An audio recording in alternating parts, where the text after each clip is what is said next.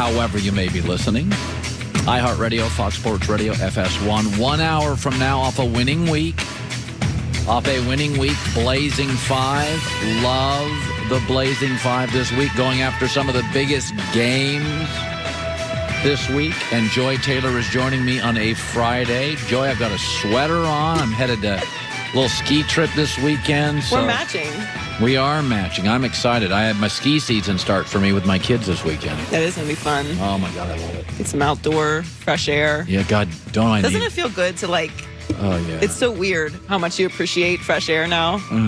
When I'm, in my car and I'm on the highway, all the windows are down, I'm like, safe air. Safe air. Good to have you in. So what you saw last night, this is what a New England offense looks like against the top 5 defense. 10 first downs, 200 total yards, 3 for 16 on 3rd and 4th down. And the quarterback, 9 for 16 and a 53 quarterback rating. For the record, they scored 6 points against the good San Francisco defense and 3 against the Rams. This is with the best football coach in the history of the National Football League. That's what they are. It doesn't matter who the quarterback is. The GOAT left. Cam looks inept. The difference between quarterback, wide receiver, tight end, running back talent, New England or Rams, isn't even close. And by the way, what we saw last night and what we've seen this year, it's called Greg Popovich and the San Antonio Spurs. The system, the coach, the system. Then Tim Duncan got old. They won less. Tim Duncan retires, and they're completely irrelevant. The Spurs are the 3rd best and most relevant team in Texas. Systems need stars. They don't just need them. They're dependent on them.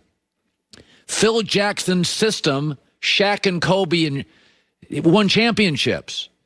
And Kobe and Gasol, you can win championships. And Kobe by himself with a triangle offense is swept in the first round. Phil Jackson, how do you do when Michael left for baseball? The system doesn't work as well.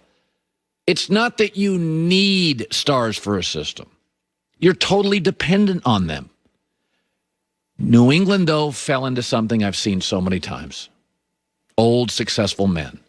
The more they won, the more arrogant they got, the more they talked about how great the system was, the less they listened to anybody outside of their sphere.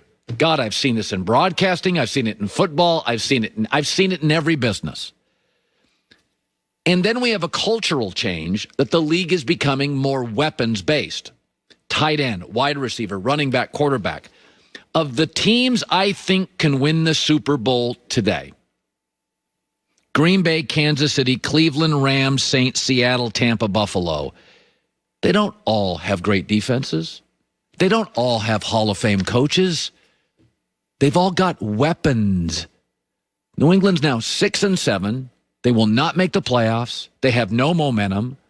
They don't have a current quarterback. They don't have a future quarterback. I know Belichick can coach defense, best ever. I know he can coach special teams, probably best ever. But offensively, this is why Brady left. You can't win big in this league, even with the world's best coach, a top 10 defense, great special teams, when you have a BB gun for an offense.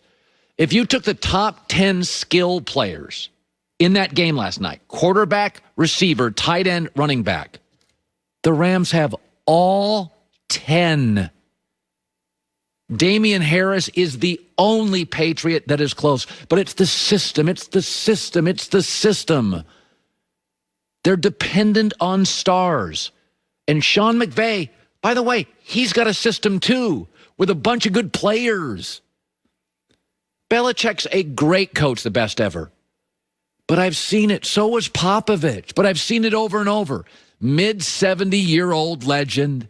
The more they win, the more you read about the system, the more they think they know, the less they let anybody in, and the system has value.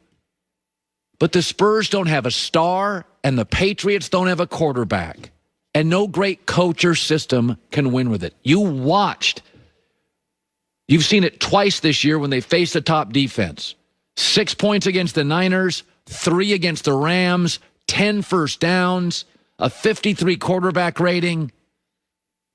Watch the games. Systems have value, but they are wholly dependent on stars. The Kobe, the Shaq, the MJ, the Pippen, the Brady, the Duncan. All right, let's, big game this week. Worst odds to win the NFC East at 40-1, according to Fox Bet Sportsbook, but they have the easiest opponent based on record this week in the Bengals. The Giants host the Cardinals, while the Eagles have to face the Saints, and Washington goes on the road against the Niners. So, Shannon, how does the NFC look on Monday?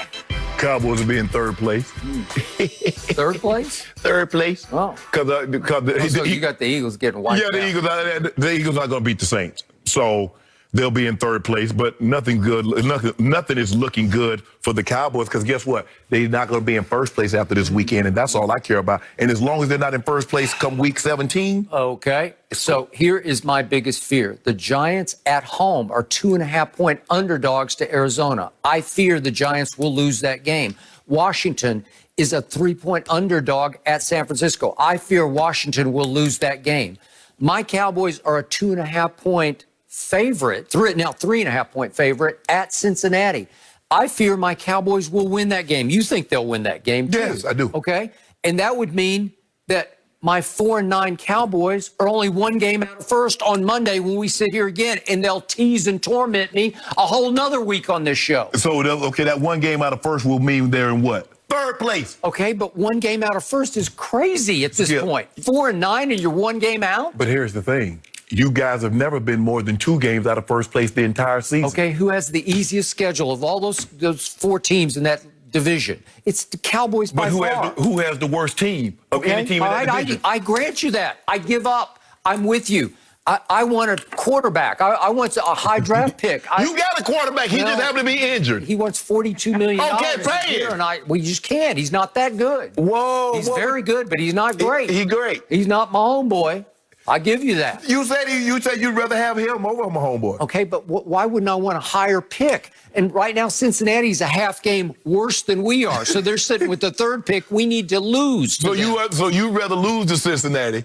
Well, what sign of life have I seen all year? I've seen one game at Minnesota. Okay. That's all I got to hang my helmet on, right? Well, you did good against Atlanta, right? We stole it. Okay. Yeah. Look, you're going to be in third place. And you're going to get your hopes up. You're going to come in here and you're going to say, how about them Cowboys? And then you're going to lose out.